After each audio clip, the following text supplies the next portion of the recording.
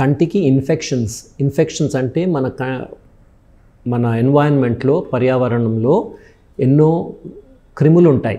ఒకటేమో బ్యాక్టీరియా, ఒకటి వైరస్, ఒకటి ఫంగస్, ఒకటి పారాసైట్స్, అకాంథమిబా అని ఉంటాయి. అవి ప్రతిసారి మనం కంటికి ఎక్స్పోజ్ అవుతూ ఉంటాం. ఈ నల్లగుడ్డు ఉంటుంది కదా, అది రోజు మనం ఎన్నో వాటిని చూస్తుంటాం. గాల్లో ఎన్నో రకాల క్రిములు ఉంటాయి. అవి కంటిపైన పడి మన న్యాచురల్ డిఫెన్స్ ఏదైతే ఉంటుందో, కంట్లో నీళ్లు తయారై వీటిని అన్నింటినీ వాష్ చేసి ఈ పక్క నుంచి ఉన్న రంధ్రాల్లో ముక్కులోకి గొంతులోకి వెళ్ళిపోతాయి. అది న్యాచురల్ మెకానిజమ్స్. మన కంటి రెప్పలు కూడా కంటిని ప్రొటెక్ట్ చేస్తాయి. మన సడన్లీ దగ్గరికి రాగానే మన కళ్ళు మూసుకుంటాం దెబ్బ తగలకుండా. సో ఇవన్నీ కంటికి న్యాచురల్ డిఫెన్స్ అన్నమాట. సో అయితే మనకు ఓసారి ఇన్ఫెక్షన్ వస్తుంది.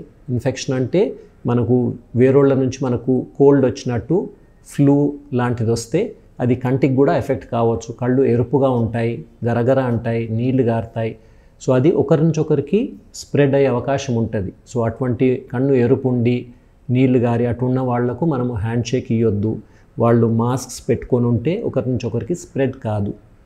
ఇంకో కామనెస్ట్ రీజన్ ఈజ్ దెబ్బ తగులుతుంది.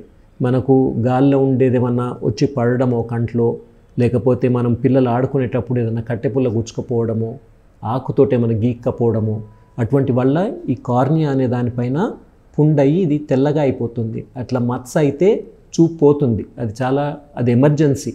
అట్లేమన్నా మనకు దెబ్బ తగిలి ఏమైనా ఇబ్బంది అయితే వెంటనే కంటి డాక్టర్ దగ్గరికి పోయి చూసుకొని దానికి మందులు, యాంటీబయాటిక్స్ కానీ యాంటీవైరల్స్ కానీ తీసుకోవడం చాలా ముఖ్యం.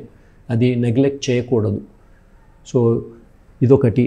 అండ్ కంటికి ఇన్ఫెక్షన్స్ ఏదైనా తొందరగా డాక్టర్కి చూయించుకొని దానికి అప్రోప్రియేట్ ట్రీట్మెంట్ చేసుకుంటే మన కంటిని మనకు కాపాడడం ముఖ్యం.